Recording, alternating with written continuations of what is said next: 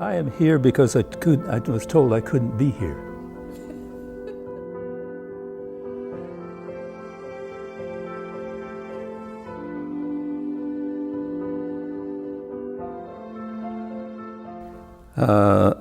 I'm Bob Johnson. I'm a retired Montgomery County school teacher after 31 years, and got into video from the standpoint of doing transfers.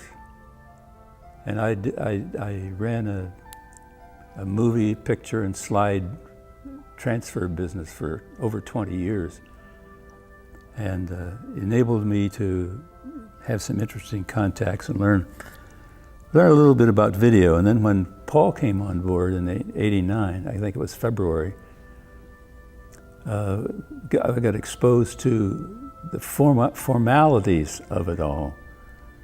And he was an excellent teacher.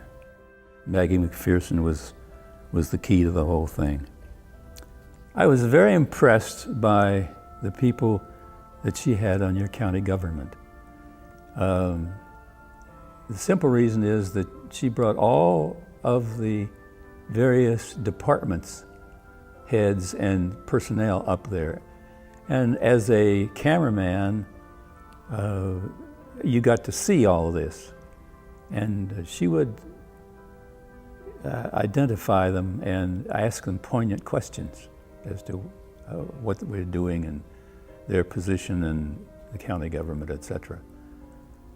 And I was quite impressed of the quality of the people in the county government that she had on the program.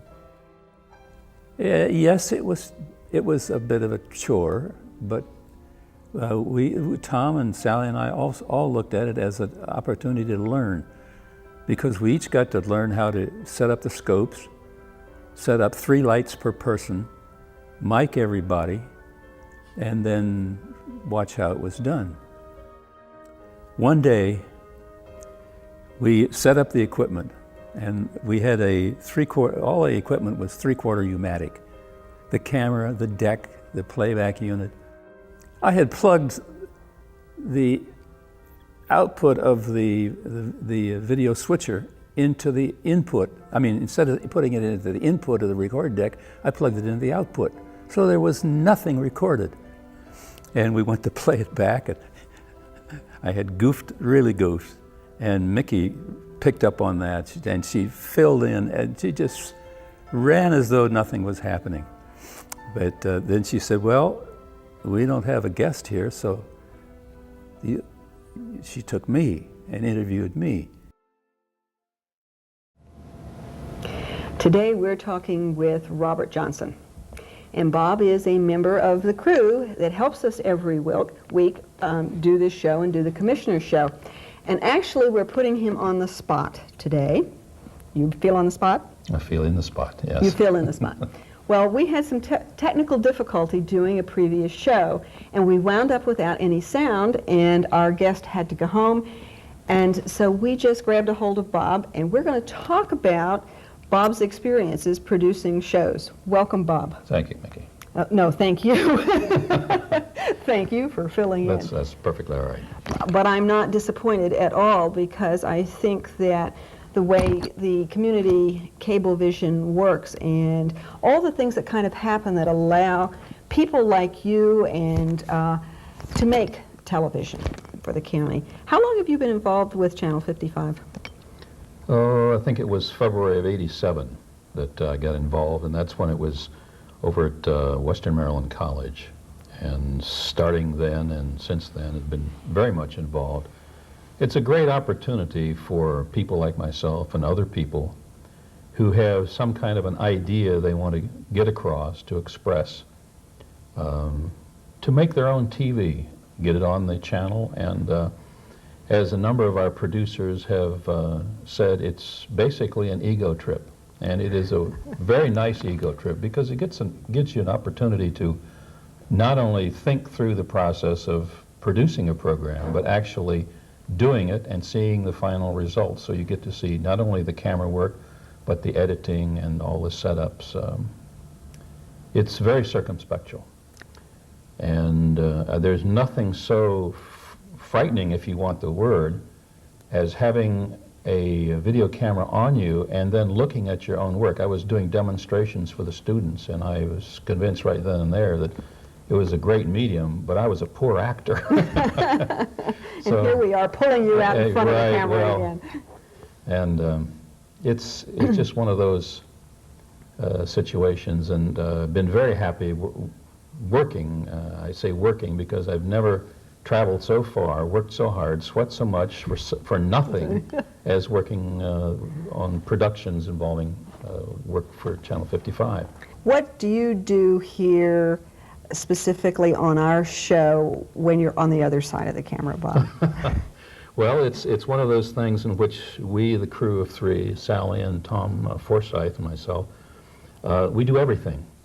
And it's the nice thing about working with a lot of these people at Channel 55 is that there's no animosity, there's no ill feelings, there's just a great feeling of cooperation. Everybody comes in, they knows what to do, they go about and doing it, and there's none of this, I don't want to do that today because I did that last week. So I run the cameras, I set things up, we do the lighting. It's just a big, happy group, and the more the merrier. And we thank you so much for filling in today and saving your shirt and your face. Saving my shirt.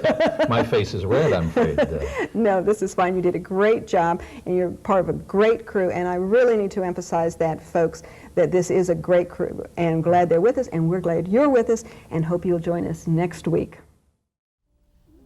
I don't know that there was any one highlight that shone above all the rest. It was a group of people producing programs of their interest, which is what public access was all about.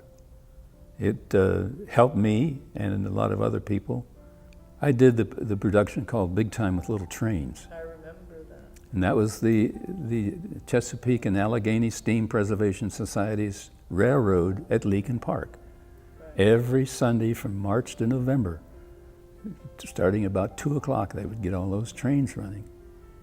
And it interested me. So I was there every Sunday for over 2 years and had to make sure, from the sake of continuity, that I had a blue sky and white puffy clouds in every shot. I wouldn't go there unless I had a blue sky and white puffy clouds. That's what public access was. And when you tout a channel devoted to people who want to produce their own thing, this exemplified those choices, those producers, those people who had an interest. And it wasn't necessarily all mechanical like me. I mean, I was a vocational teacher in the automotive field for those 31 years. Loved it. It was great. And to this day, I don't fix anything. But I have other people that I've taught who tell me how much they enjoyed my program and what they learned. And my son went through the program, and he now is an engineer for NIST. And he's in charge of the machine shop and service for the reactor they have down there. Yes, I've enjoyed it and made a lot of friends and learned a lot from being involved with public access in Carroll County. Dick Schlechter said to me one day, he said, "I don't know whether you know it or not, but you were my inspiration for getting into video." Well, I mean, I felt somewhat flattered, but I didn't think it was true. Well, I mean, I'll be 83 next month, and so you realize that in each life there's a beginning and an end, and I treasure the fact that I've had an opportunity to work with Carroll County and the public access channel and develop an expertise and meet a lot of friends and fellow producers. It's really not only invigorating, but rewarding.